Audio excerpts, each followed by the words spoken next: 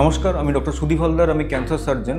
Oral cancer বা oral cancer, জিভের cancer, buccal mucosal cancer, এই যে ক্যান্সারগুলো হয় তার একটা মেন ট্রিটমেন্ট হচ্ছে অপারেশন বা ওই জায়গাটা বাদ দিয়ে দেওয়া এবং সেখানে একটা রিকনস্ট্রাকশন তৈরি করা। তো এই ওরাল ক্যান্সারের অপারেশনের পরবর্তী ক্ষেত্রে, মানে অপারেশনের ইমিডিয়েটলি পরে হোক বা কিছুদিন পরে হোক, কিছু কিছু ক্ষেত্রে আমাদের অপারেশন বা সার্জারি দরকার পড়তে পারে। তো কোন কোন ক্ষেত্রে আবার অপারেশনের দরকার পড়তে পারে, তো সেটা নিয়ে আজকের এই মূল বিষয় যেটা নিয়ে আমি আজকে এই ভিডিওটা করছি। একটা হতে পারে যে কোনো অপারেশনের একটা কমপ্লিকেশন হচ্ছে ব্লিডিং।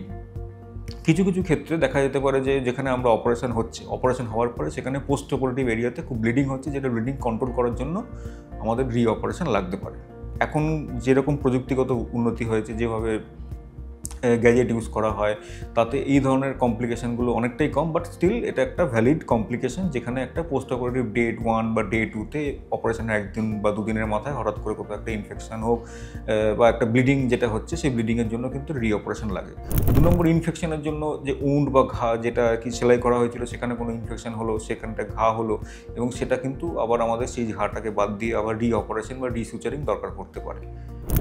3 নম্বর যেটা খুব গুরুত্বপূর্ণ, যে ডিফেক্টটা তৈরি করা হলো অপারেশন করে, যে সেটা হাড় বাদ দেওয়া হতে পারে, একটা জায়গা বাদ দেওয়া হতে পারে, তখন আর একটা জায়গা থেকে, দূরবর্তী জায়গা থেকে একটা ফ্রি টিস্যু ট্রান্সফার, যেটাকে ফ্রি ফ্ল্যাপ বলা হয়, বা লোকোরিজিনাল ফ্ল্যাপ, বা আশেপাশ থেকে, বা যেমন পেক্টোরালিস মেজর বা যে বুকের পাশ থেকে একটা মাংস এবং চামড়া নিয়ে ওখানে তৈরি করা হয়। এই যখন তৈরি করা হলো, এই যে তৈরি করা হচ্ছে, এই তৈরিতে অনেক সময় সমস্যা হতে পারে, যে ওখানকার ভাস্কুলারিটির সমস্যা হতে পারে, ওখানে ইনফেকশন হতে পারে। তো এই যখন হয় তখন অনেক ক্ষেত্রে দেখা হলো যে রিকনস্ট্রাকশনটা করা হলো, সেই অপারেশনটা ঠিকমতো সাকসেসফুল হলো না। সেই অপারেশনটাতে ভাস্কুলারিটি ইস্যু বা অন্য কারণে সেখানে সেই ভাস্কুলারিটি কম থাকার জন্য সেই ফ্ল্যাপটা নেক্রোসিস বা সেই ফ্ল্যাপটা পচে যাচ্ছে বা কালো হয়ে যাচ্ছে, এরকম কিছু সাইন সিমটম আমরা দেখতে পাচ্ছি। তখন কিন্তু আবার একটা রিসার্জারির দরকার পড়তে পারে। আরেকটি গুরুত্বপূর্ণ জায়গা যেখানে দেখলো আমরা অপারেশন করলাম, ক্লিনিক্যালি অপারেশনের যেটা আমরা আগেও বলেছি ওয়াইড লোকাল এক্সিশন, মানে যেখানটা টিউমার আমরা দেখতে পাচ্ছি বা ক্লিনিক্যালি বুঝতে পারছি, তার থেকে আমরা বেশি করে বাদ দেওয়া হয়, যাতে মার্জিন বা টিউমারের যে চারদিকটা আছে সেই চারদিকে যেন কোনোরকমভাবে ক্যান্সারের কোনো সেল মাইক্রোস্কোপিক্যালি দেখতে না পায়, যেটাকে আমরা বলি মার্জিন নেগেটিভ ডিসেকশন। যেটা ক্লিনিক্যালি অপারেশন করার পরে দেখা গেলো যে মাইক্রোস্কোপিক্যালি বা প্যাথোলজি রিপোর্টে আসলো যে মার্জিন ইনভলভ, কোনো একটা মার্জিন দেখা গেলো যে ইনভলভ।